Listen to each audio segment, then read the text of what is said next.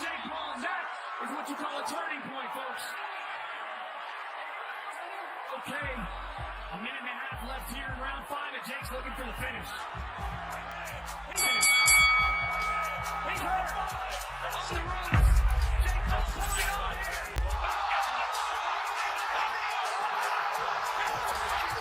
Just hours ago, the fight everyone's been talking about finally happened, Mike Tyson versus Jake Paul. It sounds unreal, a legendary heavyweight fighter with knockout power versus a YouTube star turned boxer. But this wasn't just a stunt match. Tyson brought decades of experience and raw power into the ring, and Jake came in with energy, reach, and something to prove. After months of anticipation, fans were left wondering, could Jake withstand Tyson's strength? Or was this going to be a lesson in what it means to face a true boxing legend? I started them out. Yeah, I hooked them up with their first trainer. They're doing good, well, man. I'm very happy for them and their success, and they're doing good, man. Think about it. It was just some YouTube kids, and here they were. You fought the great Floyd Mayweather, and now Mike Tyson, the two biggest guys in the sport. So the bell rang, and right away, the energy exploded. At 58, Tyson wasn't holding back. And Jake? He held his own with speed and movement that caught people off guard. It wasn't a joke, this was a real fight. Want to know how it all played out? Stick around, because in the next few minutes, we're breaking down every key moment, and trust me, you won't find this anywhere else. The lawsuit. If you didn't get paid, where's the lawsuit? So it's a bunch of bullshit, but like I said before, they know what they're doing. Both brothers. Logan as well as Jake, they know what they're doing, so The fight just ended a few hours ago, and let's just say, it was unforgettable. Jake Paul, the confident YouTuber turned boxer, stepped into the ring with none other than Iron Mike Tyson. That's right, Tyson, the legend known for his devastating punches.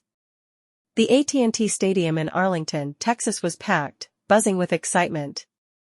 Fans came to see whether Jake's ambition could stand up against Tyson's unmatched power. What unfolded was an intense clash of two very different fighters from two very different worlds.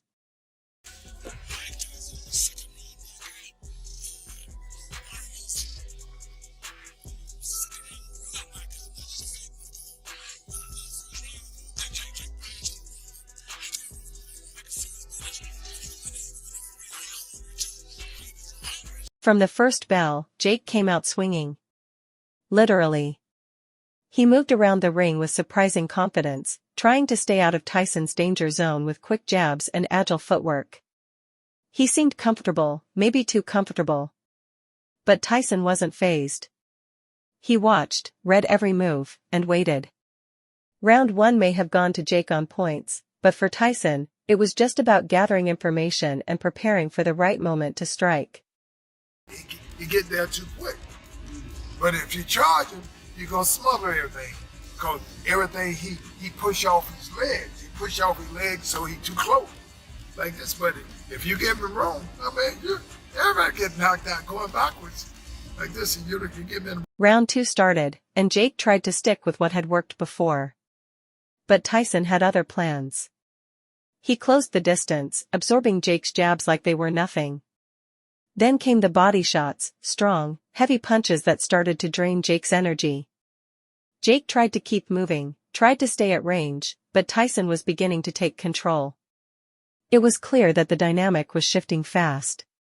I didn't get paid. It was just like I said before. He just want to keep his name out there. You know, as long as he attached his name to mine, he's gonna keep my name out there. Remember what he said? He said, Mayweather ain't gonna, he didn't pay me, he didn't pay me. Where's the lawsuit? If you didn't get paid, where's the lawsuit? So it's a bunch of bullshit, but like I said before, they know what they're doing. Both brothers. By the end of round 2, the expression on Jake's face told a different story. The confidence from earlier was fading, and Tyson was just getting warmed up. The crowd could feel it. Tyson was slowly taking command, and Jake was beginning to understand what it really meant to be in the ring with someone of Tyson's caliber. Tyson shows up for 5 minutes. Like, how do you get past that? Right. Right? He doesn't need to be there for the whole fight. He just needs to be there for 5 minutes. For 5 seconds. Yeah. I don't know. I hear you. Round 3 opened with Jake trying to fight back, throwing jabs like he had something to prove. But Tyson wasn't giving him any room. He controlled the ring, cutting off Jake's angles and trapping him with calculated movement. Jake looked like he was working hard just to stay afloat as Tyson's years of experience began to dominate the pace. I mean, I think everyone, when it comes to a Mike Tyson fight, even today, want to see this big legendary Mike Tyson knockout, but Logan Paul and Jake Paul have... Jake was still throwing punches, but they lacked power and precision. He looked tired, his movement was slowing, and every punch from Tyson looked more and more decisive. Tyson wasn't just hitting to score, he was delivering strategic, damaging shots. By the end of round 3, Jake was clearly struggling, while Tyson seemed completely in control, calm, and barely breaking a sweat.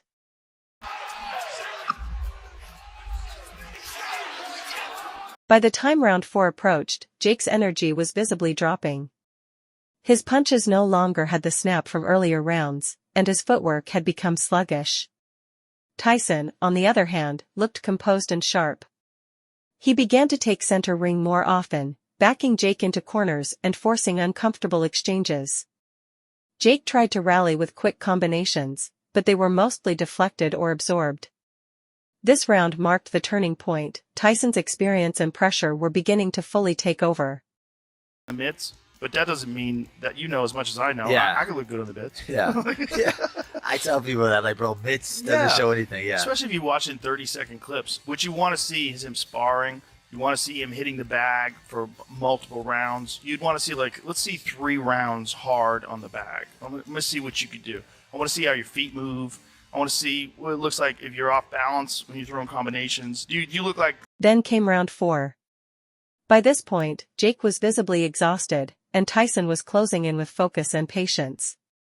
And then it happened, a perfectly timed left hook. It landed clean, shaking Jake to his core. The crowd erupted. That punch wasn't just a hit, it was a message. Tyson still had it, and he knew exactly how to use it. Tyson, that's Tyson fight. I love Mike, and I hate talking about it because he always gets mad at me when I talk about this stuff. I eat your ass on the line, you bitch! You know, when the fight happens, he'll be 58 years old. There'll be a 31-year age difference between these two. And, you know, Jake Paul did fight a kid his age, and he lost. You know, I don't know, man. Jake tried to recover, but Tyson wasn't letting up. Punch after punch, Tyson broke through Jake's defenses. Jake tried to stay up, but it was like trying to stop a storm with an umbrella. Then it happened, one final punch, clean and crushing. Jake hit the canvas. The referee jumped in to stop the fight. It was over. Tyson stood tall, having reminded the world of his enduring strength and skill. Fighters, we are really different to where we always have a round in us. Doesn't matter how old we get, we always have a round. WWE Undisputed Champion. The sports world lit up with reactions.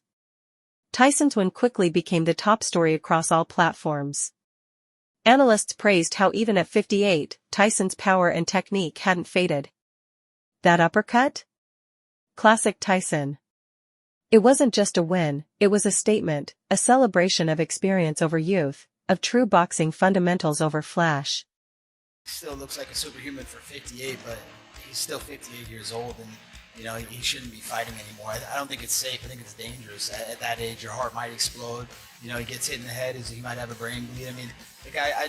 That's what I hope for. I hope that Mike Tyson makes it through injury-free and doesn't get hurt. But I don't like the fight. You know, Jake's in his mid-20s. He's doing every chemical known to man. He's literally a lab project. They're just juicing him up, him and his brother. Yeah. Everybody knows that. The machine's behind him, juicing him up, putting every chemical known to man. So I think it's going to end bad. I think, you know, Jake's going to probably knock him out within the first 2 minutes. And if he doesn't, then it'll be because he's carrying him and he's trying to make the freak show look like it's a competitive fight. But I hate the fight. I think it takes away from Mike Tyson's legacy when a guy like this comes in and beats him. This fight left an impact that went far beyond the final bell. For Tyson, it was more than a victory, it was a moment of legacy. For fans, it was proof that great fighters never truly fade. Tyson showed that age is just a number when it comes to greatness. He didn't just win a match, he reminded the world why his name still carries weight. Jake entered the ring confident and full of energy, thinking he had the strategy to win. But facing Tyson revealed a much deeper level of the sport. It wasn't just about hype, it was about experience, timing, and heart. Tyson's performance proved that boxing isn't just about being young or flashy, it's about mastery. For Jake, this was a powerful lesson. For Tyson, it was another page in a legendary story. For fans? A night they'll never forget.